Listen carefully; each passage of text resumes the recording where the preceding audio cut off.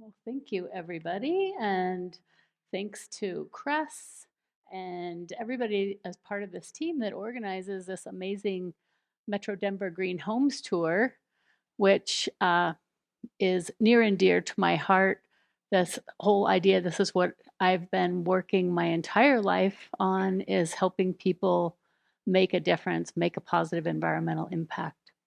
And so today I wanted to tell you a little bit about some of the strategies that I've been looking at for how you can optimize your rooftop solar system design even when you have your time of use rates.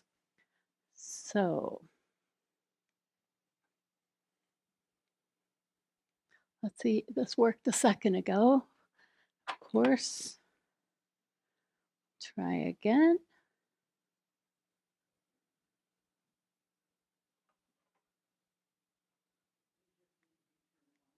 Oh, there we go. You somehow you walking up here, you magically cured it. All right, so here we go. Seriously.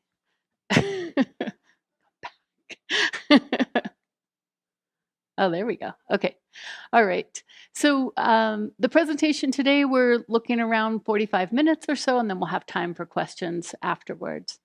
So we've got a lot of different things that we're going to be covering, and I'll also be mentioning this Future of Climate Action series that our nonprofit is hosting. So one of the things that I see a lot is that people, when they're starting to figure out, like, should I go solar? And wait, I'm just on this time of use rate. Their brains, you know, that little emoji where their brain goes boom. That's what happens. They start thinking about, okay, you know, how is the sun different at different times compared to when I'm using electricity, and how much we're paying in winter and summer, and where should we put the panels, and do we need a battery, and then what if I get a heat pump? And so I want you to consider that, yes, all those things are things that we think about, but also just to take a little breath and go, you know, the main thing is to take action. So we know that we are in a very serious place right now with the health of our planet and how its ability to sustain humanity. And so what we don't want to do is get caught up trying to optimize this thing. We know that we can go rooftop solar or community solar if that's too complicated. We can do energy efficiency. We can do home electrification. But the main thing is, don't get overwhelmed. I'm going to give you some information that you can think about, but please don't let it stop you from doing something. And the exciting thing about this community is you guys are people that do stuff. So I'm excited to chat with you. The first thing that I wanted to talk about, and Rebecca talked about it a little bit too, is that the whole idea of electric rates and net metering, these are evolving over time. And that's part of what makes it difficult, is trying to keep up with all that. But the main thing that we do know is that, and just to clarify what net metering is once you become a solar producer, once you have solar on your roof, you're no longer just taking electricity from the grid, now you're sending it back. So that relationship is net metering. So, you know, during the day you're producing extra, and at night you need some extra. So when we're talking about net metering, it's that relationship. What we do know about rates is that they are getting more complicated, that the utilities, when solar first was available and they were doing net metering, it was simply 1 for 1. Great. You send it to me in the morning, I'll send you the exact same number later. There were some times when it wasn't so beneficial, but you know, usually when a utility gets moved to start, and usually some advocacy helps it go that way, that's pretty much what's happening, is 1 for 1. But as the utilities become more sophisticated of, you know, what's going on here, you'll see these kinds of rates in California with off-peak and super off-peak and mid-peak, and rates up to to 54 cents a kilowatt hour or 63 cents a kilowatt hour. And, you know, so what we know is that things will be continuing to get more sophisticated as time goes on. And so when you hear that Xcel has net metering, that's the main thing that I want you to know, is that it's no longer just this one-to-one relationship. And honestly, a lot of solar people that I've run into, which is what I am, don't know this either. So it's good for you to know. This information I'm sharing right here is from Xcel's website. So if you go to the Xcel time of use page at the bottom, there's a nice little document that talks about time of use and PV, rooftop PV. So this is confusing, right? But this is important to know. There's two different ways that when you're generating electricity that you're able to get credit from that with Xcel. And this is option A. So when you sign up, you can choose option A or option B. And so if you're generating during on-peak hours, you get on-peak credits. If you're generating during mid-peak hours, you get mid-peak credits. And off-peak hours, you get off-peak credits. So in option A, these are all dollar amounts. So you're getting paid more for the electricity that you're generating during peak rather than off-peak. There is another option when you sign up, which is called option B, and I don't recommend this for most people because it really is a one-to-one credit rather than a dollar amount that you could be used to be paying your bill. But that's the general idea, is that it's no longer one-to-one for your net metering. So then one of the questions is, okay, so if I'm going to put solar on my roof, where should I put it? Because everybody knows that south produces the most electricity. But when we start thinking about that, our peak, the hours there where you see those lines between 3 p.m. and 9 p.m., or sorry, between 3 p.m. and 7 p.m., it's 2.5 times more expensive to use electricity then than it is off-peak. So when we start looking at you'll see the yellow line is west. So the west peaks into that more expensive electricity and is more valuable even than the south during that time. And east produces even less. So this is another factor that we want to think about when we're figuring out where should we be putting the panels. And just to start with, I'm curious, just show of hands here, are some people still on the basic residential rate? Okay, yeah, so, and that's what we're finding too, that there are still some folks on that, others have already moved to the time of use rate. So when you're looking at your bill, what this is showing is it's all like, oh, okay, that's a good question. So when you get your bill, it says right towards the top, right under where it says electricity charges, and it says rate R residential general. So if your bill says rate R residential general, then you're on the basic general rate. And so what they're going to do is all of your electricity usage. So you see this 557 kilowatt hours repeated many times. So this customer used 557 kilowatt hours in a month, and everything's going to be charged at that rate.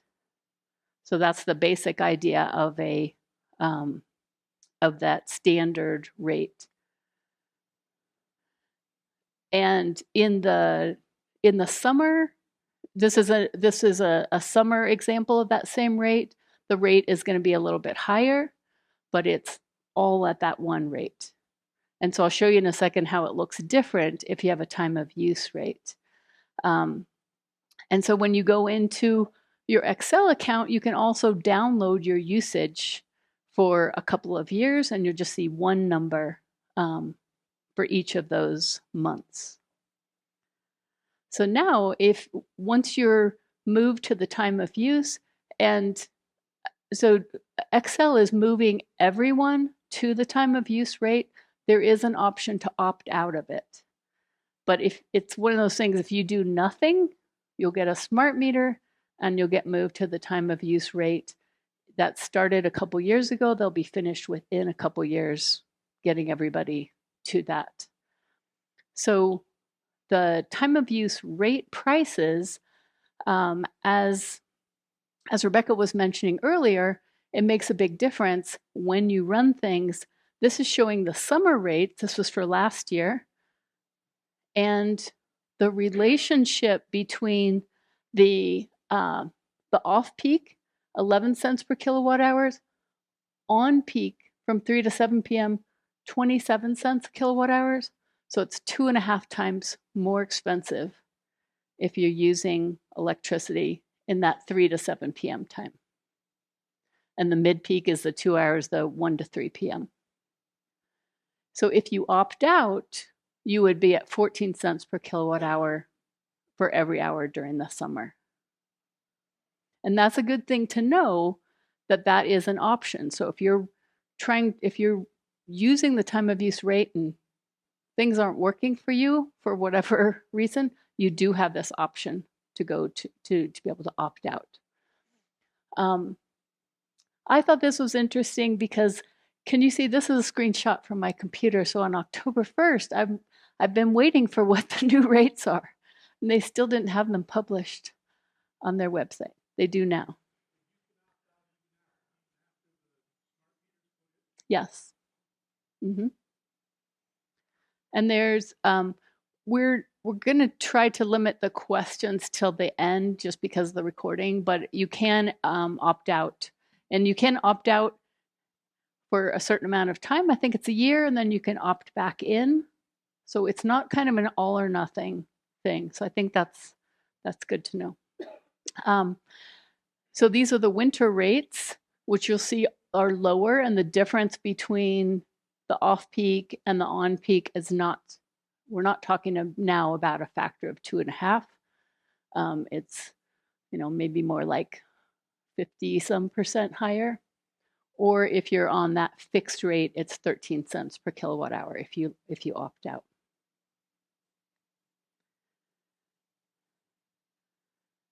I think it's interesting too, the website used to say what the summer and winter rates were coming up, and now it only says your current rates. And then your new rates, they just publish it as soon as they're charging. So that's another thing that we deal with, is trying to help people make these calculations of what would it be if you went solar compared to if you stay with Xcel, and it's difficult to say what that is going to be exactly. But here's an example of somebody with the time of use rate in the winter. So you can see, again, right next to where it says electricity charges, it says rate, RETOU. So TOU is for time of use. And so in this case, you can see there's 3 lines where it says on peak, mid peak, off peak, and each of those have a different price. One reason nobody knows what they're being charged is because of this. Like, it's just so complicated to know, but that is basically what the time of use looks like. So just summarizing this again. So the off-peak, well, I think it's easier to start with. On-peak is 3 to 7. That's the important thing to know. All this stuff is also on the Xcel time of use website. But 3 to 7 p.m. is on peak. So those are the hours that you really want to avoid using things when possible. The 2 hours before that starts, 1 to 3 p.m. is mid-peak, and then it drops for the rest of the hours to be off-peak.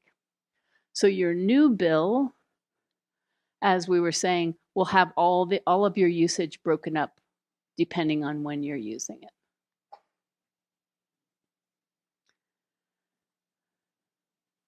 Oh, I know what I wanted to show you there was when I did this presentation last, it was during the summer, and this was the prices last year.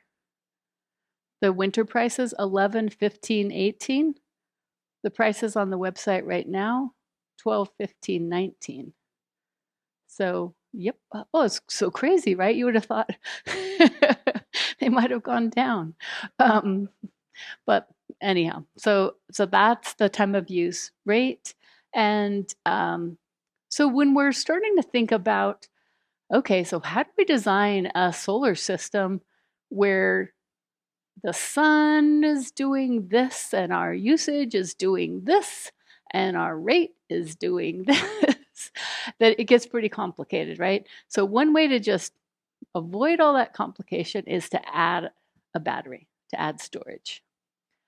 The thing is that, if you were in California and you're paying 63 cents per kilowatt hour for some hours, then yeah, you can actually save money by having a battery. But, our rate around 14 cents a kilowatt hour or max of 29, you're not going to be saving money by adding a battery that's $10,000, maybe more, depending how many batteries you add. It does provide that time freedom, so you no longer have to think about when you're using it. You design your solar system to generate enough electricity, and then you're operating kind of like an island. You're still attached to the grid, but you're storing stuff in your battery so that you can use it whenever you want throughout the day.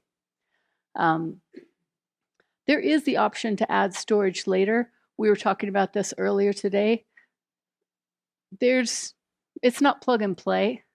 There may be some issues with the inverter that you have, the storage that you want, but I think as time goes on, storage ends up costing less.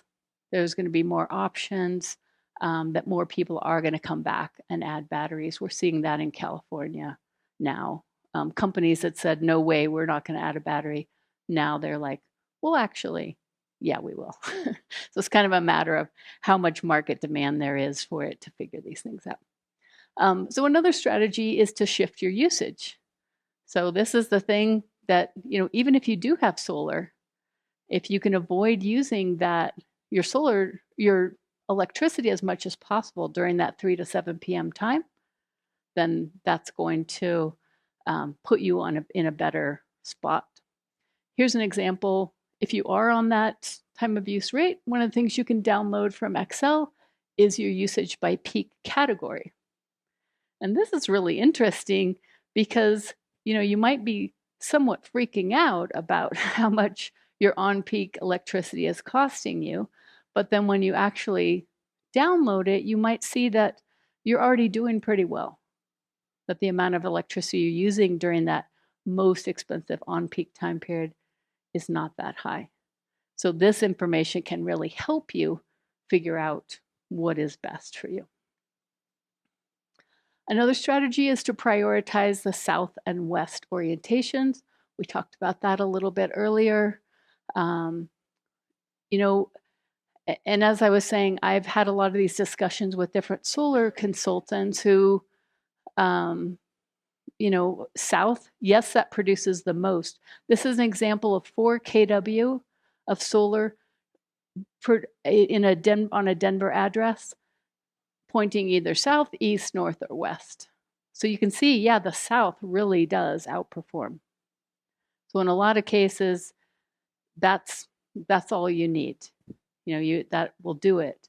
But if you're trying to time it, and that's what we'll see on the next slide. And people will say, well, east produces a little more west, right? So that is true. So, but looking again at that curve, yes, east produces more than west, but it's not as valuable. And I guess the footnote to that is right now. Because, if a bunch of us add heat pumps, I mean, Denver, we used to be a winter peaking utility. I grew up here. I don't know when that was, but a while back, before we had much AC, we were a winter peaking utility. So, at some other point in time, maybe our our winter mornings will be one of our bigger peaks to address. But as it is right now, um, these that west those west panels will drop into that on peak time the most of any. Another strategy is to oversize. So when I've kind of watched this solar industry and been part of it for many years, when I was first doing this, we were only able to size to 100%. Whatever you used last year, that's how much we could size your solar system. And then it became 120%. So we could put in 20% more panels, or enough panels to create 20%, produce 20% more electricity than you used last year. Now it's 200%. So if you're thinking that you really don't want to be paying Xcel in any case whatsoever, then you can be adding, if you're blessed with a house like this, which has roof pointing south, so down is south, they have options on the west, on the east. If you have a house where you can put extra panels, then you can overproduce. And when you look at this graph here, the yellow bars, we like to call that the golden mountain. Golden, that's a good place for that. So you can see that the sun, the production of those yellow bars is way above what the usage was last year. So this is showing, I believe, what does it say up there? 140%. So it's 40% more. It's producing 40% more than you used last year. So that means even if sometimes when you're producing it's at a lower value, you produce more of them, it will help offset the total cost of your electricity. The fifth strategy that I was mentioning is that you can opt out of that time of use rate.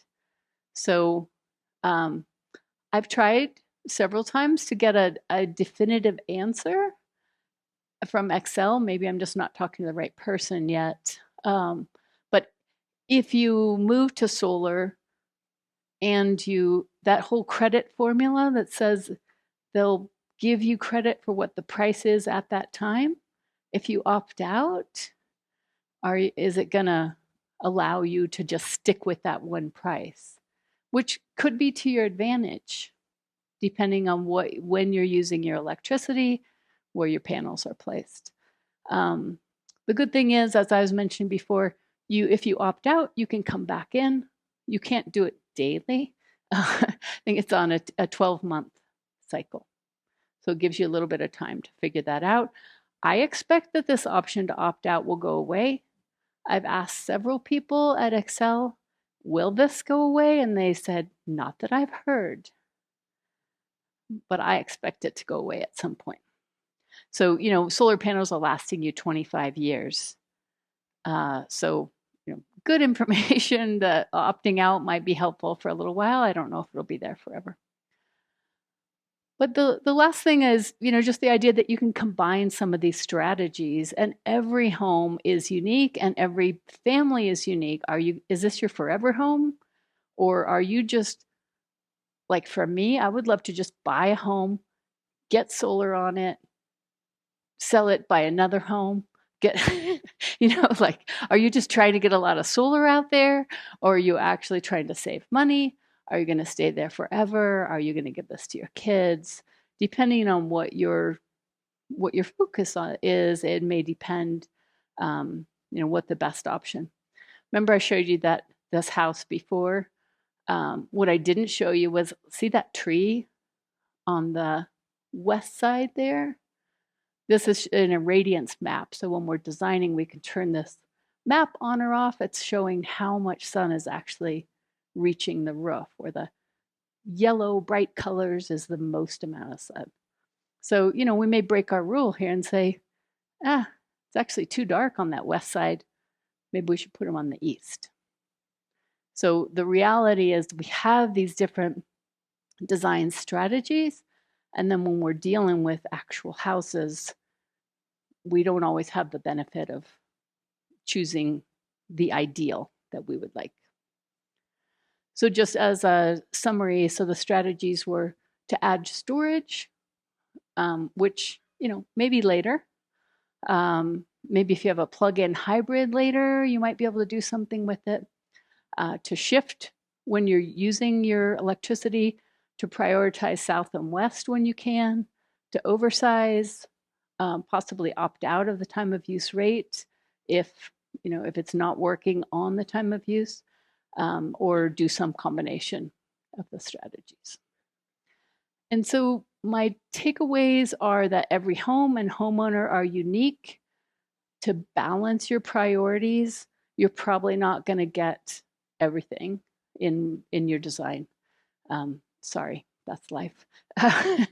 But it's the people that are stuck on that, that's where you get into analysis paralysis. Oh, well, I really like it to have a battery. And it's like, yeah, it's not really cost effective right now for most people in Colorado. Some people are going forward, but so if it meets 90% of what you're trying to do, then go for it. And it is an amazing thing when you think of all the different home improvements that you could do. Solar is like pretty cool that somebody else manages all the permitting, all the inspections, they do all the designs, they put everything up there, and they usually guarantee your output for 25 years. So it's a pretty, and also take care of the maintenance and warranty. I mean, you need to check as you're doing that. But if you really care about doing something positive for the planet, it's definitely something to take a look at. And what we're seeing now is with the zero down leases and loans, that more people, more than ever, are able to afford it. And so we're just seeing, and I was saying that I've been house sitting over the last year. I was in 7 houses in a row, and every single one of them had solar. So if you're thinking of going solar, you might not be a groundbreaker anymore. It's probably okay. You can go ahead and make that move and go forward.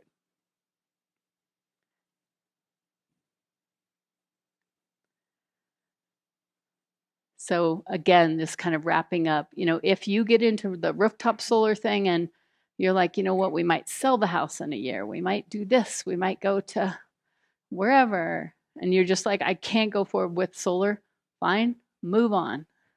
Sign up for community solar. Get an energy audit, do some energy efficiency improvements, maybe get some of those windows that Martin's going to be telling you about. Look at when it's time to replace your furnace, go with a heat pump. So there's plenty that you can do, but the main thing is take action. And along those lines, in my role as the co-director and founder of Green Team Academy, we're doing a series called The Future of Climate Action, Empowering Our Communities. This is an online series, October 12th through December 7th of 2023. As we gear up, we host the International Climate Action Challenge, where we help people around the world take an idea for an environmental initiative and launch it in 90 days. So this is all part of what we're trying to do, is tell people your idea is good. You can do it. You can be the change that you wish to see in the world. And that's my contact information. Feel free to reach out. I love to talk about all this stuff. That's what I've been doing my whole life. So if you want to reach out, feel free. How does time of use work if you're getting solar electricity from a solar farm, community solar, that sort of thing? It's not on your roof. That's a great question. I don't know that answer. I do know that most community solar is the same price or less. You do tend to, I was just checking into for someone specifically, you do sometimes have to wait a little bit till a new community solar opens if they don't have openings. But in general, I know that the messaging is that it's the same price or less than what you're paying right now. Does the price that Xcel charges the homeowner, is it exactly the same as if you had the solar on the roof and you're offsetting these time of use rates? Or is it some fixed amount that's offset from the farm? I'm not sure about that. I know there's several options out there, but what I think is that no matter what your rate is, that there is an option that will be the same or less than what you're paying now. I got a question about the solar bank as it relates to time of use. So we're still on the, I guess, general electricity bill, but on the bill I'm getting a clear breakdown of what Xcel delivers, what I generate through solar, and the net generation, either plus or minus. So during most of the month of the year, I get a plus, which goes into the solar bank. So how is that solar bank then allocated when I have to use it, i.e. during the winter time, when at low temperatures I have to use more energy than I'm actually using during the spring, summer, or fall months?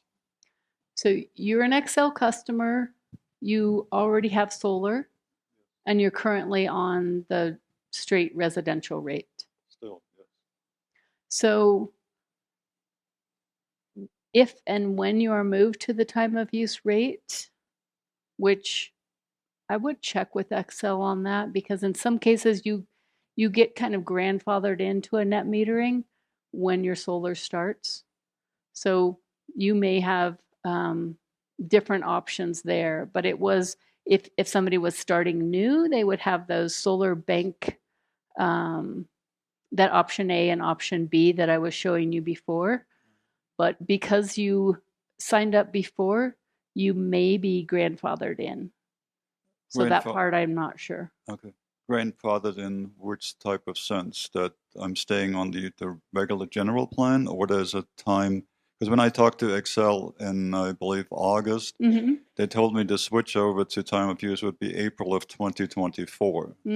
But our neighbor just told me that he got noted on October 1st that they're on time of use, a couple of 100 feet away. So, okay, so it sounds like you haven't been grandfathered in, so that you will be switched over to time of use. It's been rolling out gradually and somewhat sporadically for a couple years, and will continue for a couple years more. So when you are on time of use, then it will be similar to what you have now, except that when the sun is producing, it will only be given you the value of if it's on peak, off peak, or mid peak. And one pessimistic note on that, it's been my unfortunate experience that it's usually a waste of time to try to talk to Xcel. Whoever you get will tell you something else. Nobody knows stuff. It's not a good situation, I'm afraid to say. You may or may not have the information on this, but have you heard any rumors about whether Colorado's CPUC will go the route of California in terms of paying back for solar in the wholesale rate rather than the retail rate, and then making it a lot less economical? Well, I guess that's what I was saying at the beginning, is that there is kind of a natural evolution of rates and net metering. And as more solar comes onto the grid, then the reality for the electric company is different.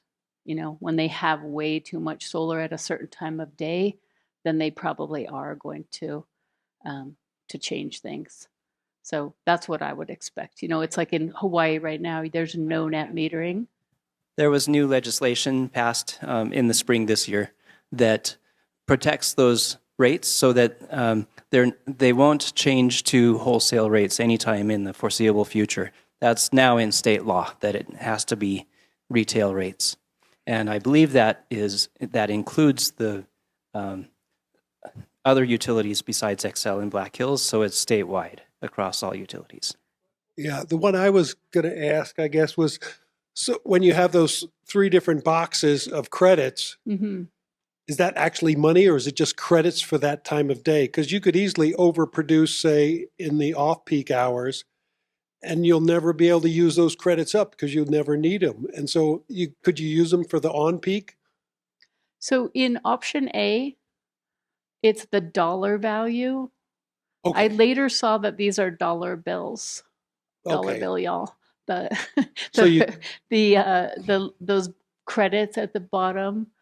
On option A, it's the dollar value of the credit is based on the time of day. I feel like in the solar bank election form, it's actually a bit clearer because it says we will give you the value based on the rate at the time that it was produced. but yeah, their monthly bills, you can't tell any of that stuff, to tell you the truth, that I've looked at No, it. but yeah, the solar But- bank election form is when you go solar, it asks you, do you want to roll it over or do you want to Right. cash it out?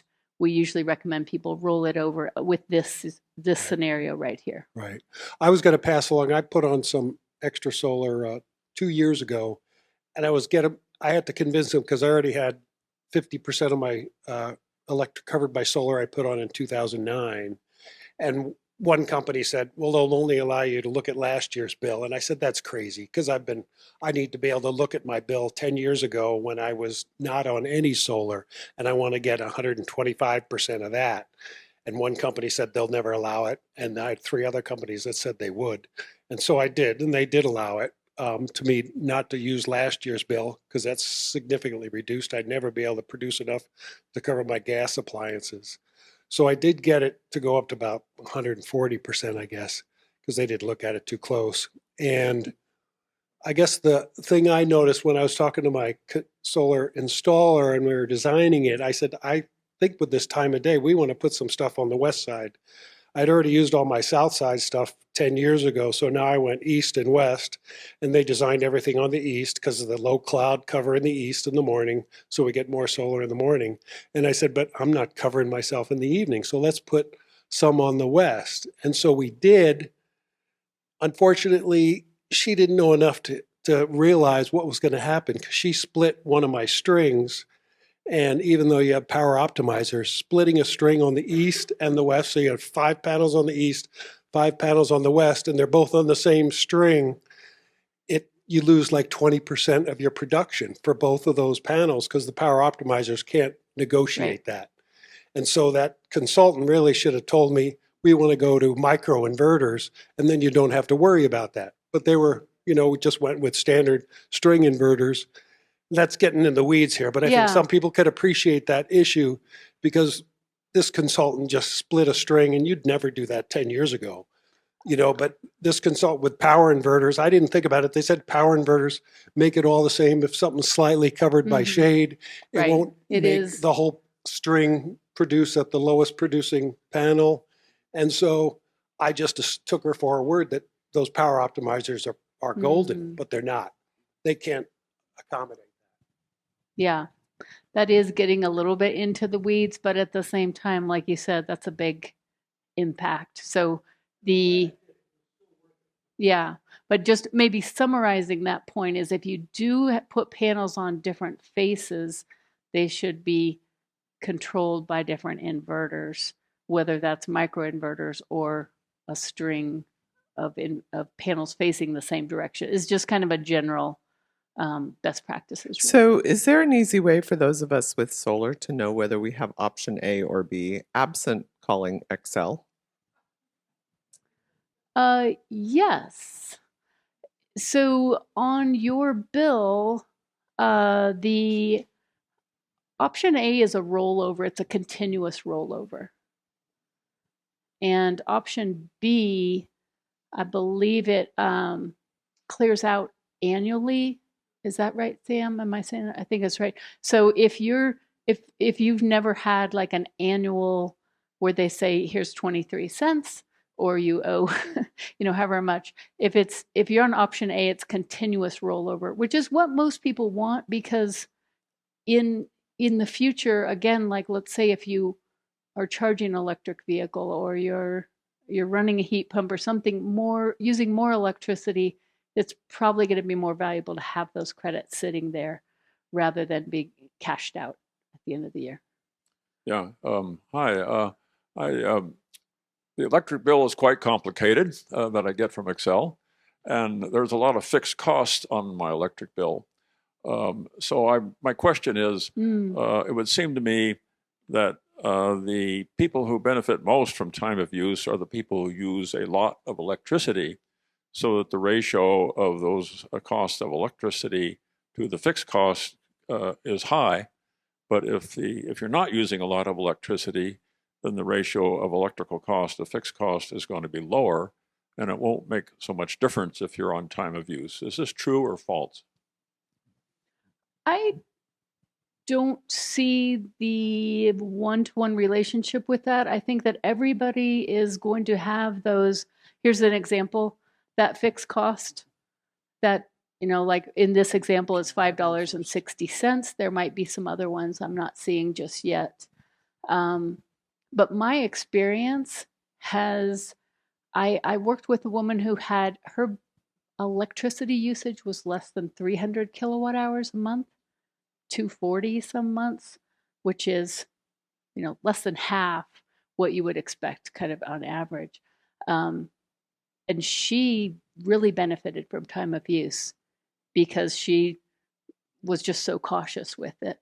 And then I've had somebody else who I know their annual usage was like 13 or 14,000 kilowatt hours, so quite a bit more, but they also were able to push quite a bit of that into the off-peak time period. So even they were charging an electric vehicle, they had a bunch of other, 5 or 6 people in the home. So I don't think the ratio, I think it is just knowing that you are going to have that fixed amount. But the rest of the cost, for most people, the time of use rate is going to be beneficial. But if it's not, you can opt out.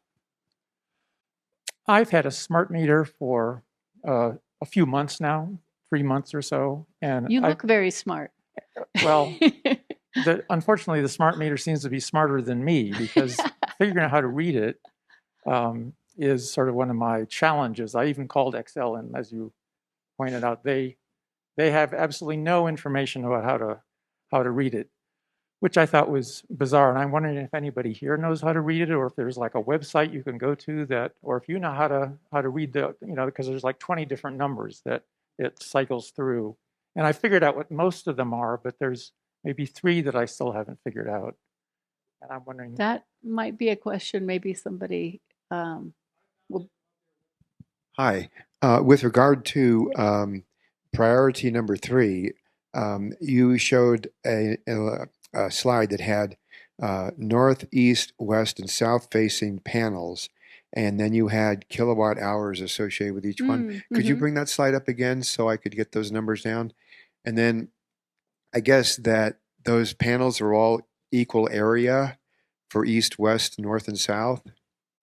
So if I were to add up all numbers and then use that as the denominator in a ratio, I could take the 4 numbers and then take a ratio to find out which had the highest percentage, which probably is the south, but I just want to know by how much it's highest. And you can get that if go good. Like that's exactly what. Could you just leave that up for a while, and then I'll take notes. All right, thank you. Yeah. So while you're taking the notes or taking a photo, whatever. So what I did for this was I put a 4 kW system. I used PV watts from our friends at NREL, and I wanted to mention that in case anybody wants to play around with things. It's a quick, easy way to get some of these numbers. But I did a 4 kW system, and there's a place in there you just put what the azimuth is. And so I put the 4 directions 0, 90, 180, and 270. And that's what those numbers came up as. You know, there could be something. I used an actual address, which is how you have to do it there. There might have been a little bit of shade. I tried to find something that really had no shade, but there might have been something with a mountain view or something that I didn't know. Thank you. This is a different question. Mm-hmm. We haven't seen meter readers for decades, I think. Mm. So my question is, how does the information from the smart meter or our net meter flow to Xcel? Is it internet-based? Does it go through the power lines or to the moon and back? Sam, or does somebody have a answer for that? I think it's cell. I think that's what I was going to say. I think it's cell data. Do you know the answer? No. Okay. Okay, so I have a friend who overbuilt his PV system. Mm-hmm. Oversized it. Oversized it. And he was told he only gets one chance to choose the A or the B. He chose the rollover. He will never, ever use it. He's always producing more than he needs. So just something to think about. If that's true, don't choose that if you're never going to need it. So never is a long time. So, but I guess the thing that I think is, I mean, and that's why the part about individual conversations. So will they ever be charging a couple of EVs? Do they have any natural gas appliances? Will there? And so they. Yeah, but the key point here is really EVs, because chances are very high that within a decade we'll have 80% EVs, at least as new cars, and then everybody with a home will want to charge them at home. But it's a valid point. Yeah, your point is that if you're, I mean, and that was actually why initially we weren't allowed to oversize, was protecting consumers from solar people who are just like, let's put all the panels on the roof. You have room for so much more. And in our, I don't know if it's in every process. I know when you're doing a lease or a loan, there's a question where you have to, the customer hears you are putting on, you're paying for panels more that produce more than you used last year. Do you understand that you may not be getting a value from that? So that was part of it, was the protection, so that people wouldn't sell a bunch of panels that were of no value. Yeah, one distinction I'd like to make here, though, is it is also worth thinking about going higher, because if you come back maybe just 3 years later because of that second EV, or because you're getting a heat pump, then you're looking at paying for an extra inverter. You're using up space on your wall for a second set of instruments, and you may have to wait to be able to work with the same solar installer, because many of them are backlogged. Right. Yeah.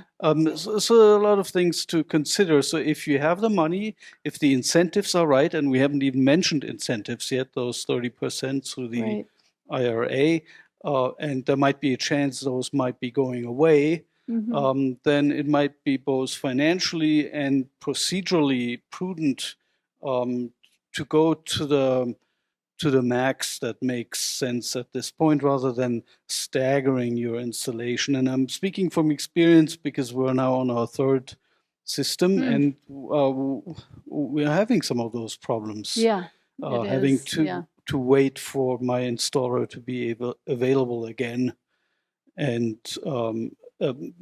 plastering our sidewall with these instruments. Right. Do that, but think about taking the yearly payback rather than the rollover that you're not going to get anything from. Thank you. And then I was also going to ask about incentives, if you have incentives. Yeah. So the main incentive is the 30% federal tax credit. And so what that means is that if you buy a system that's $30,000, then when you do your taxes and you fill out one of the forms, it says that you now have a $9,000 tax credit. If you are working and you're already paying $9,000 a year in taxes, that's great. That means it'll offset your taxes by that amount in that year. If not, you could break it up in more years and future years.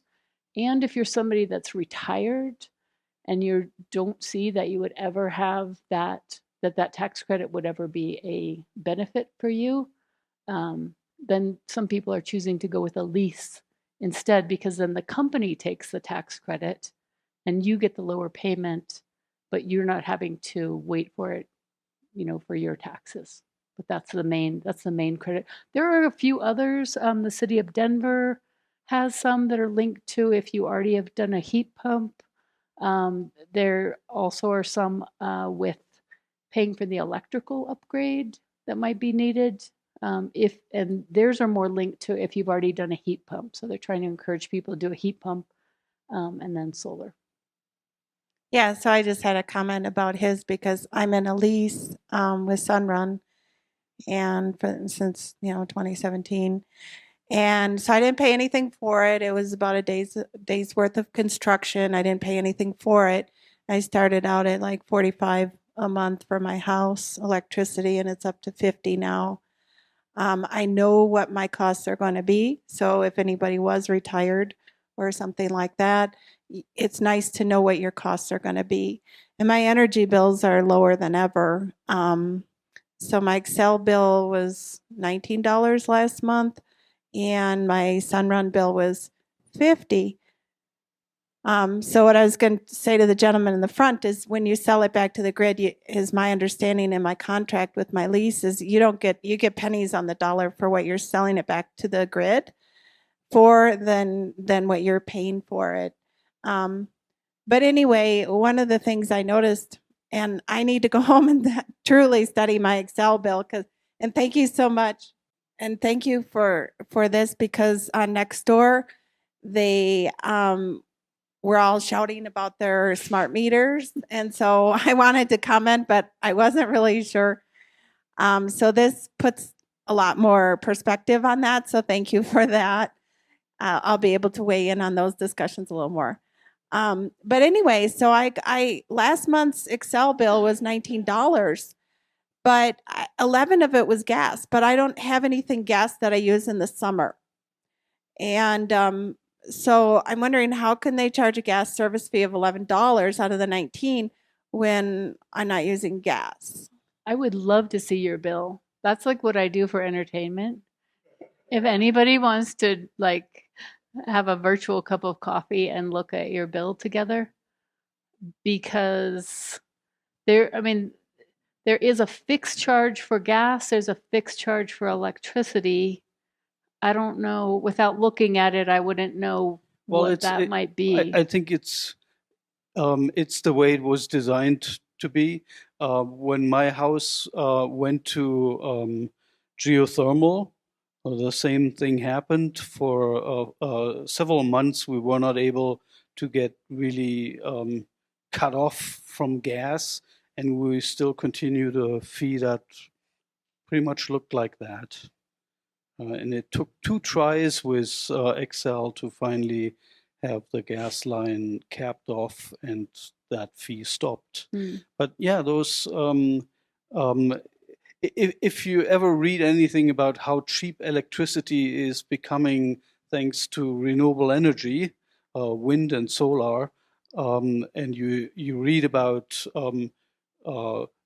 3, 2, or even 1 cent, well, that's just for the electricity wholesale. What is added to that are distribution charges to pay for the grid, and all manner of other charges. And so you end up, even in a cheap electricity state like Colorado, or with something that is 11 cents when the actual production only costs 1.5 cents. But that's just the economic reality that we're in. I'd like to cap it here.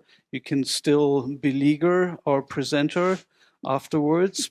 So let me just leave you with the invitation to see some homes that did it really well and in many different ways this Saturday at the Metro Denver Tour of Green and Sustainable Homes. And I hope you sign up for that. It's great fun. When I used to live in the Boston area, one of the biggest pastimes for weekend was to go to open houses, whether you needed to or not. And I'm a little surprised that this custom doesn't exist in the West, but you have a chance to start that this Saturday. So thank you very much. Thank you, everybody. Thank you.